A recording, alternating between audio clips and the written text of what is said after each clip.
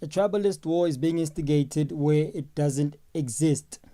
Why am I saying that? Because I've seen a lot of members of the Red Party being all excited that Nhlanhla Lux and Phakelumthakathi had a little bit of a clash about 2 days ago in Soweto and Braamfischer, to be exact. Okay, I'm here to basically break down what really happened according to eyewitness evidence, or testimony rather. Not hearsay, but people who are actually there at the scene. Right? There's no Zulu-Sotho war that's gonna happen. Sorry to burst your bubble, guys, but it's not gonna happen due to the fact that Nhlanhla Lux said what he said and the eyewitnesses said what they said. And I'm here to basically align you guys with exactly what really happened. After you fight the African foreigners, immigrants, you will then fight each other as South Africans. BS. BS. This whole movement of closing tuck shop will end up in a tribalistic war in South Africa. No, it won't, because the Sotho and Zulu tribe, together with all other 11 tribes in South Africa, they get along very well with each other. If you want to talk about tribalistic wars, go to Zimbabwe, go to Ghana, go to Nigeria. You're not going to see each other. So many videos. For the longest time, since we have seen this much and much nonsense and everything, I've been telling you that you are going to end up fighting each other as South Africans. Because No. If one man from one tribe and another man from another tribe have a misunderstanding, now it's war. Relax, it's not that deep.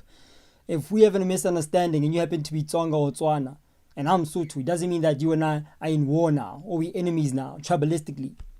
It just means that you and I have a disagreement and we resolve it as adults. That's exactly what happened on the 26th of August between Phakelumthakathi and Nhlanhla Lux. I'll break it down to you. Relax. We could hear the tone. We could feel the vibe that this thing is not about illegal or undocumented foreigners. Shut up. It's about fighting for territory, fighting for money, fighting for a way of making a way of living. And fighting for what territory? Because Soweto belongs to South Africans. There's no South Africans who are out there saying that Soweto is Zulu territory or Soweto is Sotho territory. You'll never hear anybody say any of that, because Soweto is a township that belongs to the whole country. Literally every single tribe is in Soweto. There's not one single tribe that's gonna tell you that, like, say, this territory belongs to us. It is not a thing. What are you talking about? And also popularity and all of those things that come with South Africans just following anything that pops out in social media. Now, Abu Phakela, listen to him literally saying exactly what he's doing. Criticizing exactly what he's doing. Soweto, and they closed the spaza shop, only to find out that this specific spaza shop belonged to Nhlanhla Lux's family. Cap. Big cap. One of the eyewitnesses said bluntly that we've been here since yesterday being the 25th of August, right? This happened on 26th of August. Eyewitness is saying that I've been here since 6 a.m. in the morning on the 26th, and yesterday we were trying to close down this spaza shop, and today is the day, the final deadline, right? The eyewitness is saying that one of the spaza shop owners, which is one of the Pakistani guys or the Bangladeshi, Ethiopian guys, called Nhlanhla Lux to come at the scene, right? He called Nhlanhla Lux to pull up at the scene to stop these people from trying to get rid of them. Basically, these people being the landlord of the place. The landlord actually was crying to the community saying that this brew does not want to leave. This brew is asking me to follow the right procedures of eviction, going to the police station, all that jazz. The landlord, according to eyewitnesses, has tried all of that, and that day was the final day for the tenants to leave the premises. Now, the community ended up calling Phakelumthakathi to come and intervene in the situation because the police are not helping evict this individual. Nhlanhla Lux, he was called to come defend the foreigners. It's not Nhlanhla Lux's what you call family members' property. Imagine the coincidence. The coincidence of Nhlanhla Lux being the cousins of the property where the spaza shop is owned. And also having Phakelumthakathi being called to the exact same property to come help and assist. Imagine that coincidence. And who exactly called Nhlanhla Lux to pull up at the scene? The person who called Nhlanhla Lux to pull up at the scene, according to eyewitnesses, is the spaza shop owner. It's not the property owner or the landlord. The landlord is the one who actually called for the assistance of Phakelumthakathi to get rid of the tenant. You can't have those two things coexist at the same time. You can't have a landlord saying, I want this person to leave. And that landlord so happens to be, according to King said so, that landlord so happens to be Nhlanhla Lux's cousin or family member. Which side is Nhlanhla Lux on? Is he on the side of the tenant leaving the premises? Because that's the side of the landlord. Or is he on the side of the foreigner or the tenant staying in the premises? Those two things can't exist at the same time. So what is King talking about? But it's fine. Let's keep going.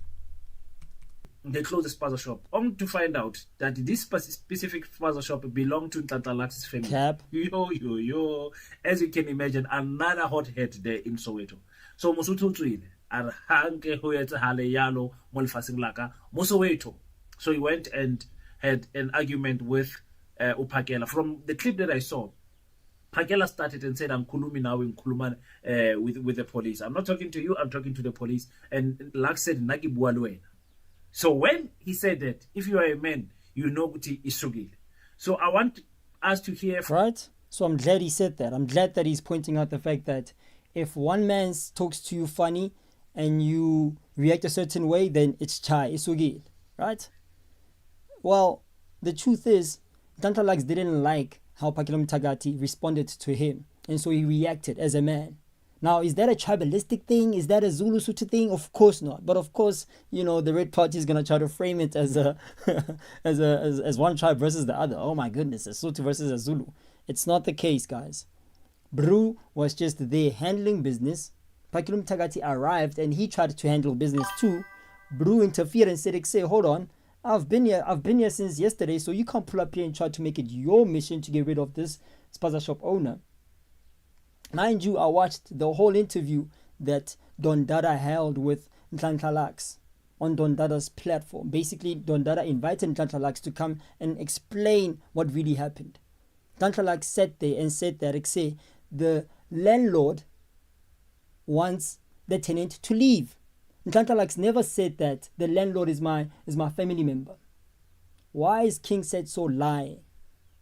Why is King said so lying and saying that these people were at Nhlanhla Lux's family member house? That is not what Nhlanhla Lux said on Don Dadas' podcast or on Don Dadas' platform. Go watch it if you haven't seen it yet. Matter of fact, I'll link everything in the description below so you guys can see everything that I'm talking about. King said so is misinformed. Now he's disinforming everyone else on his platform.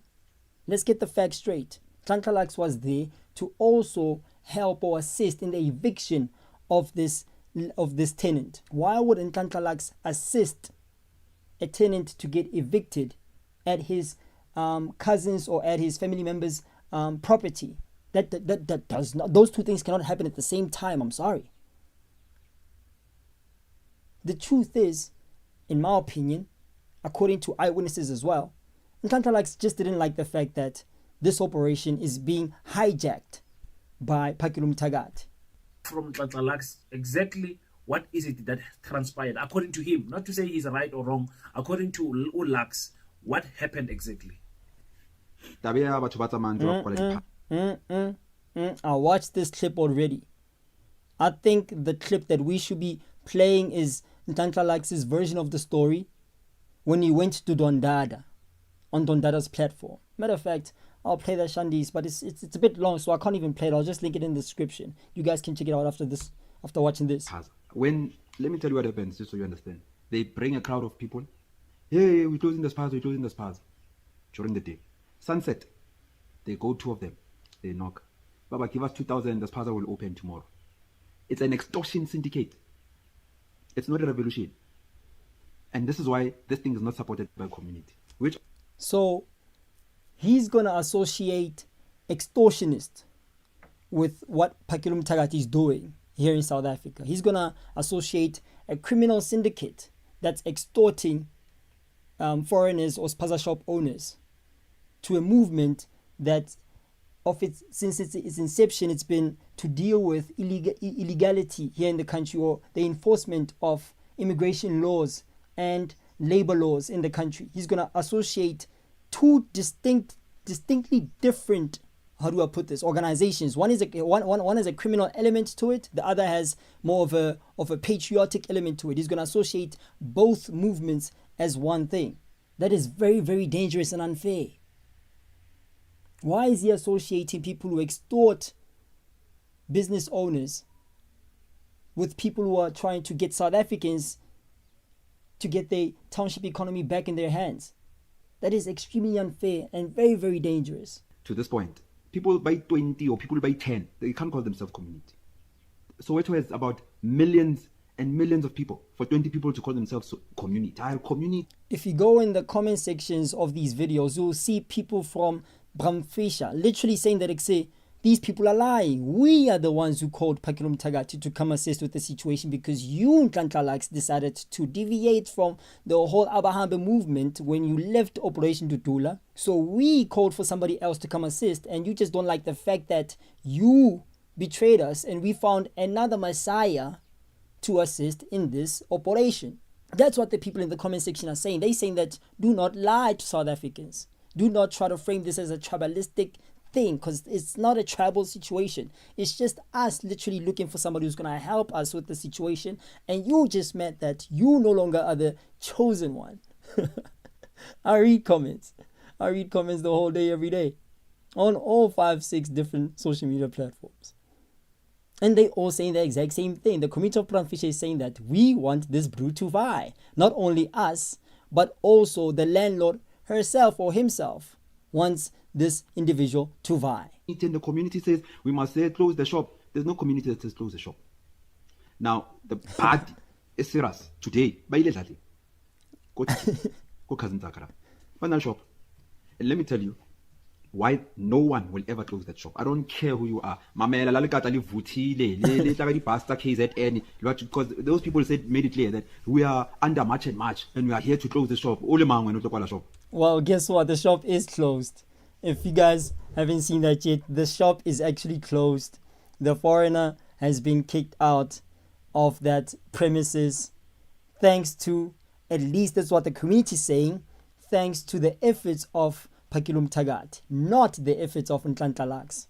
They saying that, okay, fair, Nhlanhla Lux was also there during the eviction of this individual, but it was just taking too long. It was just not happening timelessly enough.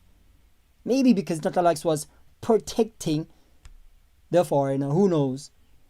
But as soon as Phakelumthakathi arrived at the scene, things started moving a bit quicker. So I don't know, you tell me. And we said it very nicely. Ask the question. Listen, if you say we knew on the 30th, the people must go. Who put that date? Phakela. You must go there with your agreement with Phakela there. There. It's not our agreement, that thing. It's yours and those who understand it. It's not ours. The community, most of the communities just scared to come out and speak. Some communities, by the way, have been coming out what up, Neo? closing shops. But the videos that we saw of people coming out to say do not evict spaza shop owners out of our community, those people have been exposed to have been individuals who've been collecting protection fees from the same Pakistani folk that Nhlanhla Lux is talking about.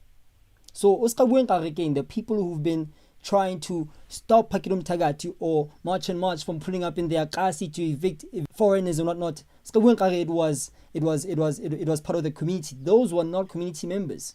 Even if they were community members, those were extortionists who are extorting the foreigners off of their money to basically protect them and saying that, look, if you need any assistance, call this number. And you've been exposed, Nhlanhla Lux, by a community member, by an eyewitness who was there at the scene, that you were called by the same Pakistani folk that was getting evicted that day. How did they get your number?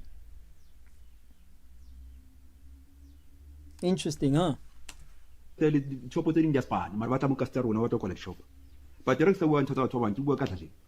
now what happened?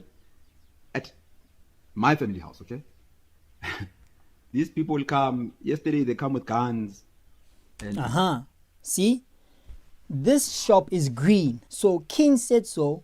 He is conflicting, or he is mistakenly associating this story of Nhlanhla Lux with the story that occurred where Phakelumthakathi was at.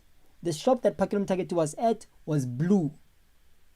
Yes, this might be behind the shop, but it's two contradictory stories, because one story is this was my family member place that was being forced to evict the spaza shop owner. But at the same time, when you look at the video or the interview that Don Dadas had with Nhlanhla Lux is saying that he was also there to assist in the eviction of the individual who was owning the spaza shop there. And I keep repeating this because those two things cannot exist at the same time. Because according to Nhlanhla Lux, at his cousin's place, this individual is not going anywhere, according to him. But when you look at the place where Phakelumthakathi was at, that person left. Literally, they started packing and leaving. Same morning. Two different situations. King is confusing those two different situations. And that's the clarification I wanted to get us into agreement with before we continue on with this live stream. What up, Cedric? Fox with you heavy, poison. You nice? And I'll show you a video now of one of the people there. They are with guns, crowbars, they're breaking into the house. Yeah, when you come back at night, you're going to burn this house if you don't chase these people out.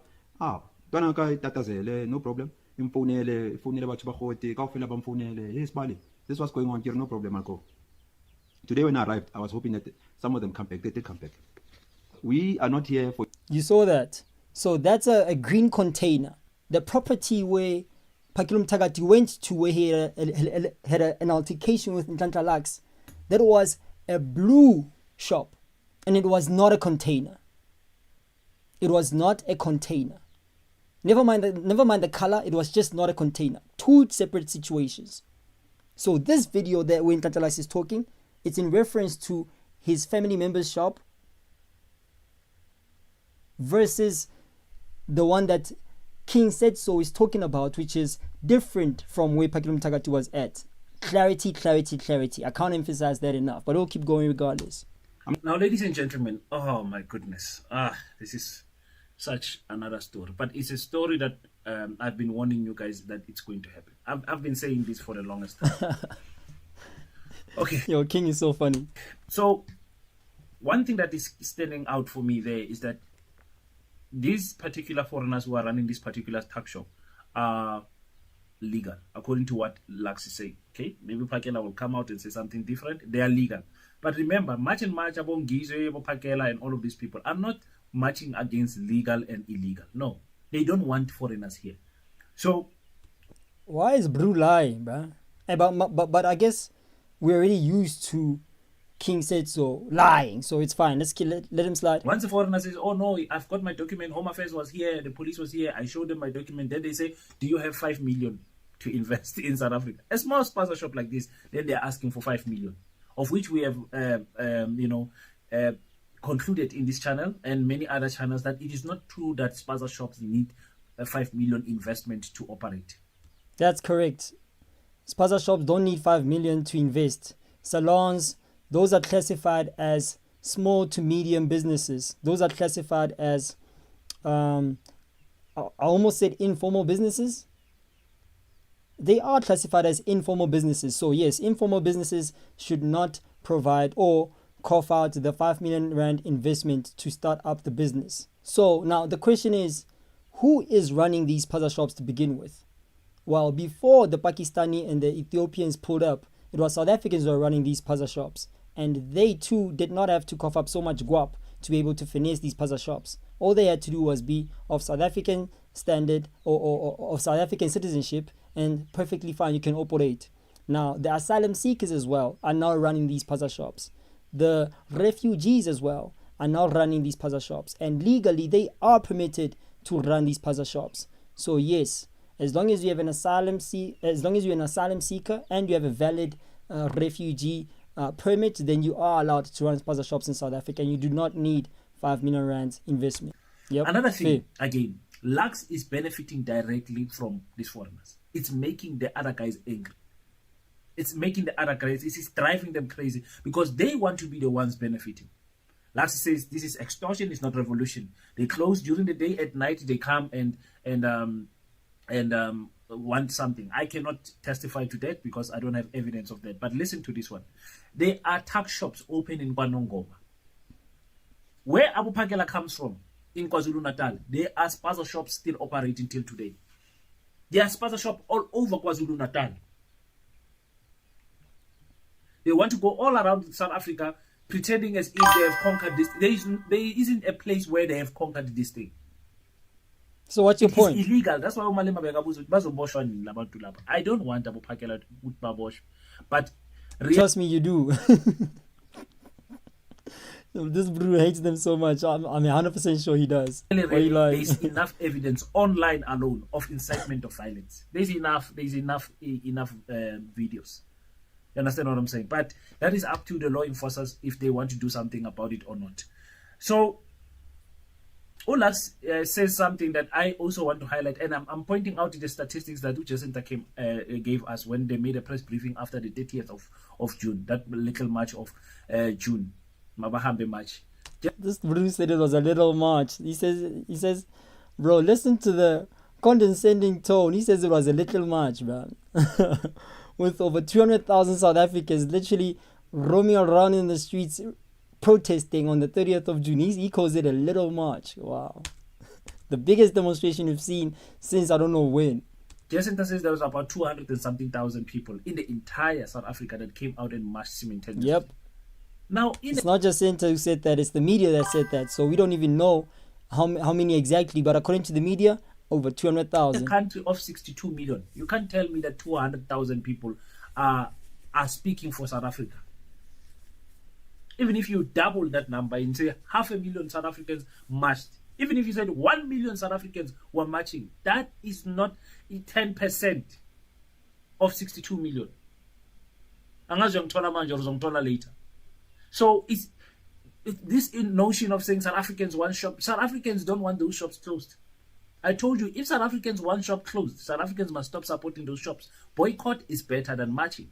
Yo, if there's one thing I'll agree with him on, it's exactly that. If South Africans actually wanted those shops to close down, they would stop buying there. They would literally go to where South African is selling. Then these people would buy within 2 months, they'd be gone because their food in their stock would start rotting. So it'll be so easy for them to leave the country or to leave these territories that they claim that they're now leaving. They're simply not leaving because you as a South African are buying from them. You buy your loaf of bread at a Pakistani shop every single morning. As long as you keep handing over your money to that brew, he's not going anywhere. If there's one thing I'll agree on with King said so, is the fact that stopping to buy from foreigners will eventually get them out of the country with ease. But until then, they're not going anywhere. Boycotting something is better than marching in South Africa. Because when you boycott, you don't need law enforcers. Same way how they boycotted a bus company back in the day, before I was even born, when they wanted to increment or increase the price of a bus fare. The communities in South Africa were like, you know what? Without social media, they riled up together. They were like, we're not going to let you increase this bus fare if you're not going to increase salaries as well. The whole country decided to demonstrate and protest by walking to work that day. I guess everybody arrived late, but they were protesting, talking about, we don't want this increase, we don't want this increase. You know what that bus company did? They did not do the increment. They did not do the increment simply because South Africans say we're not paying for that money. You better not increase the shandis. Otherwise, we're just going to protest until you listen to our demands. So they boycotted the bus company. The bus company lost a lot of money that day, just in that one day. They were like, okay, sorry, we're not increasing anymore. King is 100% right. Boycotting solves a lot of problems.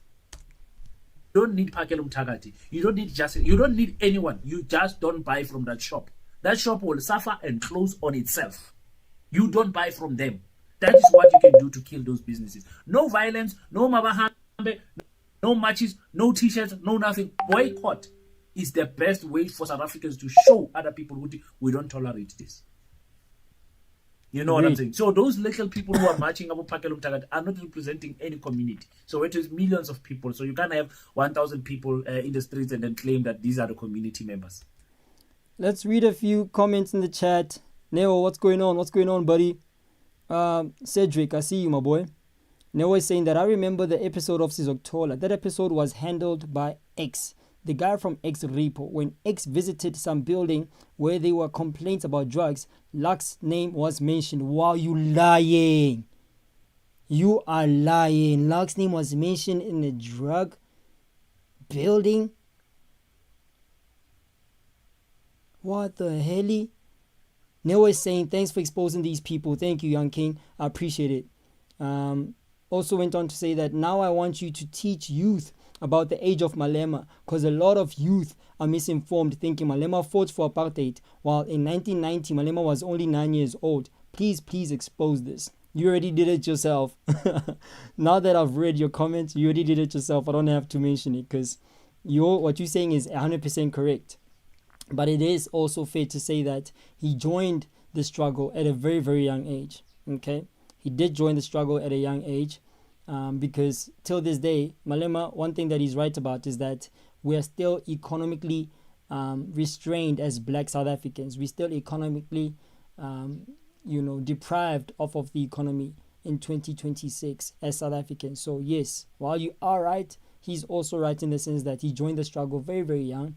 And there's still some level of freedom, especially economic freedom, that still need to be fought here in the country of South Africa. What does Cedric say? Cedric is saying that Nhlanhla Lux has made an interview 4 days ago with Penyo and explained very well his issues with March and company in Soweto. Everything else is trying to do PR for your own agenda.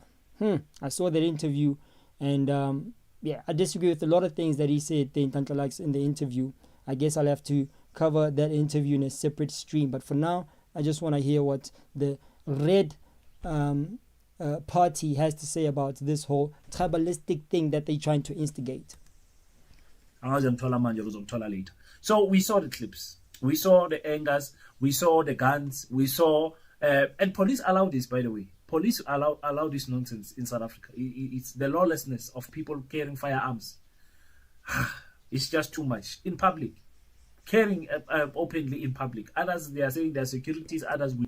Talking about people carrying firearms in public in the presence of the police, Nhlanhla Lux himself admitted in that interview with Don Dadas that him and his buddy, who are wearing these blankets, these Sotho blankets that are actually made in China. Imagine how many blankets the Sotho folk are buying on a yearly basis. They're not even producing them shits themselves. They are all imported from China, but that's another story. He admitted in that Don Dadas interview that him and his buddy had Glock 40-somethings in the blankets, talking about he literally admitted that in the interview. I'll link it in the description. Don't worry about it. So if you're going to criticize people for carrying guns, the same people that you are advocating for, such as Nhlanhla Lux, you should also reprimand for them also carrying guns in public, even though they're not showing them off. Same difference, in my opinion. As long as you're armed, which is not illegal in South Africa, I don't see why he feels like that's something that should be rari about. It's not illegal to carry a firearm in public in South Africa. What is illegal, or depending on the circumstances, is firing the firearm. What are we talking about here? We don't know. But it's what happens in our country. We know that we are a trigger-happy society in South Africa. So, Abo Phakela, they are used to being boss. They are used to be in control. They are used to color substatulo. That is not going to happen everywhere in the country. There is a reason why he has not done Limpopo. There's a reason why they don't do other certain areas in South Africa. Understand? So for me, I don't support the violence. If the tuck shop operator does not have documents, cannot show that they came here legally and everything, close that tuck shop. I am for that.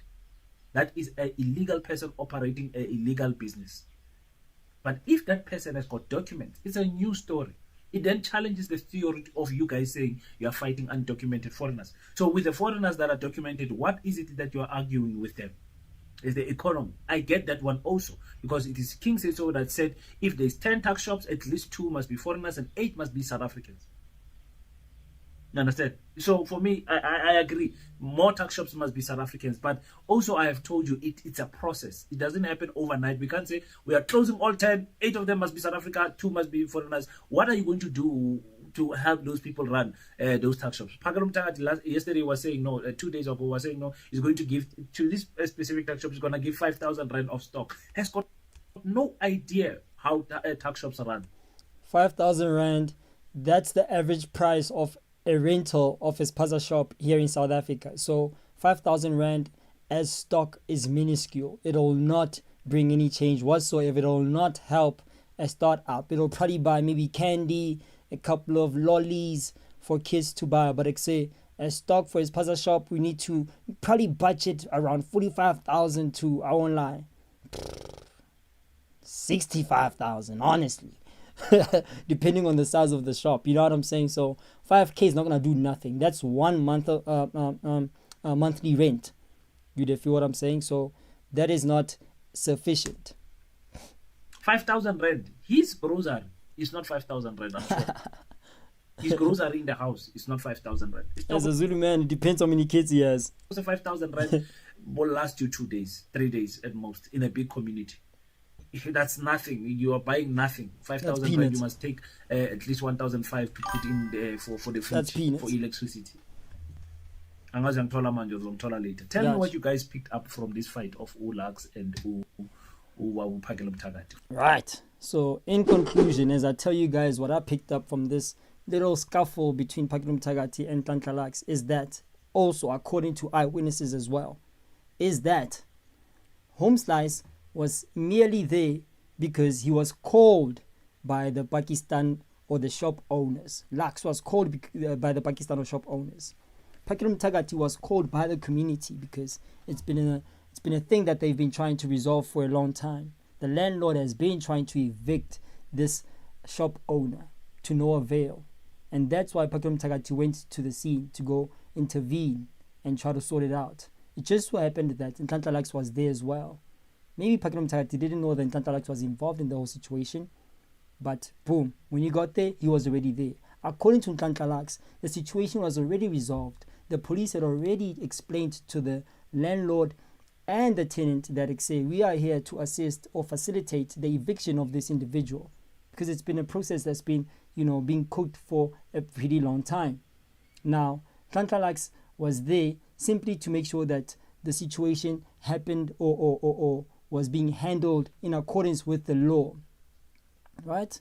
I don't know. Allegedly, people say that he had collected protection fee. So once the police were already there and it's been something that's been brewing in the files there in the police station, it was time for the person to get evicted. So the protection fee situation was literally not working at this point.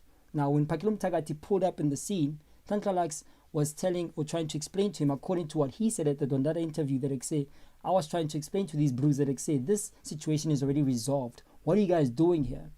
The community was riled up and excited that finally Phakelumthakathi is here. Finally Phakelumthakathi is here. Nhlanhla Lux didn't like that part of the whole situation.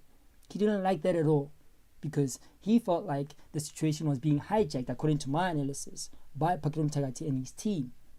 Now they are going to take credit of the eviction that's being peddled or that's happening, and he didn't like that part at all whatsoever. But towards the end of the day, during the 26th of August, during this eviction, Nhlanhla Lux left the scene, and Phakelumthakathi made sure that he cancelled all his commitments to stay at the scene and make sure that the eviction happens. And the eviction did happen, which does not align with what King Said So played in the beginning of Nhlanhla Lux telling us that that was the property of his cousin. No, it wasn't. This particular situation with this blue shop, this was not Nhlanhla Lux's cousin's property. Nhlanhla Lux's property was the green shop. So with everything that's been said, I guess I rest my case when I say that there is no tribal war. There's literally zero tribal war between the Sotho and the Zulu. That is dead. Stop peddling that nonsense. Zulus and Sothos have literally lived together and built communities together for a very, very, very long time. While there have been tensions in the past, those have been resolved. Nhlanhla Lux even said it himself that when you go to Lesotho, there are Zulu communities in Lesotho because King Moshoeshoe said, you guys are welcome to coexist with us. You don't have to be absorbed within the Sotho culture or tribe. You can live the way you guys live. Don't worry about it. Everything is fine. He admitted himself that there is no tensions between the Sothos and Zulus. Even when you go to Zululand itself, the Sothos speak fluent Sotho with no worries of having to be harassed by the Zulu folk. He said that himself when you watch the Don Dadas podcast, which I'm going to link in the description. Do me a favor, guys. Make sure you click the like button, subscribe to the channel if you haven't yet. Let me know your thoughts in the comment section. Do you guys think that this is a tribal brewing war? Or it's just misunderstanding between two individuals who literally don't like each other? Nhlanhla Lux and Phakelumthakathi do not like each other at all. Everybody knows this already. They've been going at it back and forth with each other for months now, on the internet, on Facebook, everywhere, on all social media platforms. So it's my op meeting up with me. Obviously, I'm gonna try to press his buttons, gonna try to push mine as well. It's just a childish little act between two grown men. And I'll be honest with you, Phakelumthakathi has been very diplomatic in the whole situation, very mature in the whole situation. It's my Sotho counterpart, Nhlanhla Lux, who's been very loud and abrasive about it. I'll say that to say that Homestars just needs to relax. There's no tribal war. There's nothing that's going on. Just misunderstanding. Make sure you guys scan the QR code in the screen or click the link in the description to drive you to my bookshop so you guys can support the channel.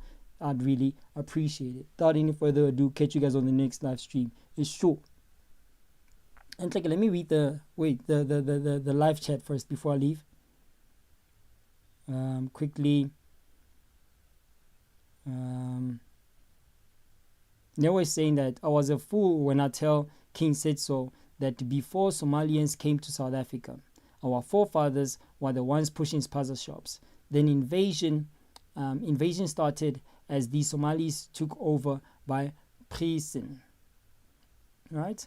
Spaza shop economy was one economy that South Africans dominated before the Pakistani and Ethiopians took over this industry. If you remember correctly, the Ethiopians and the Pakistani and the guys in him, they were selling things such as, you see those pictures that you'd find in your granny's living room or dining, usually dining room and living room, of a water fountain. They used to sell those things. Back in the day, I was a kid, I was a snot-nosed punk. Back in the day, they used to sell things like blankets. They'd be walking all over the township, literally walking or driving around the township, selling blankets and those picture frames and whatnot. They were not running spaza shops. We all knew that spaza shops were a South African thing. We all knew that when you go to a spaza shop in a corner somewhere, that's ran by the Nhlapos or the pennies. Yeah, but you know what I'm saying? Like, even till this day, where I grew up, in my township where I grew up, it's still run by they still one South African that's dominating, while even the neighboring tuck shops, they might be spaza shop owned by Somalis and Pakistani, but there's always that one that's always been for decades selling product as a South African. Those type of South African tuck shops, they've always been here before the Somalis took over. How did they take over? They used things such as intimidation and used collaborative bulk buying to get rid of South Africans and to beat them and to beat their prices, to get rid of the competition. Right? And Newa is also saying that boycotting, it's a weapon we can beat them with. The problem is pricing, because Somalians ain't divided like us. Us to South Africans, it's our home, but to them ain't their home. To them, it's foreign land, and they're gonna do whatever it takes to succeed in this foreign land, because simply going back home to their countries is not an option. They live in literal war zones. Some left as literal victims of war. You understand what I'm saying? And that's why they have refugee status in South Africa.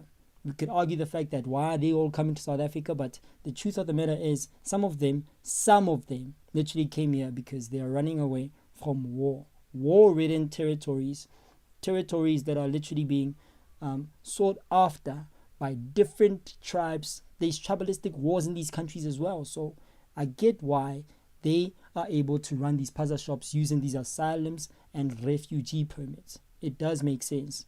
But now to the point where now they're dominating the whole industry. Remember now, it's a 200 billion rand industry. The spaza shop industry is 200 billion rands that used to come into South Africans' purses and contributed to South Africa's taxes. But now it's not the case.